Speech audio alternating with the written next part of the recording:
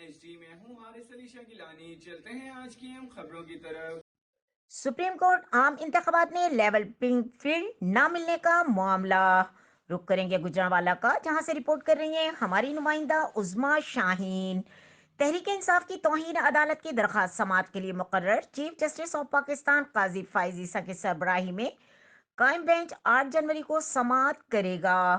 Bench میں justice محمد علی مظہر اور justice مسرت بلالی بھی شامل ہوں گے۔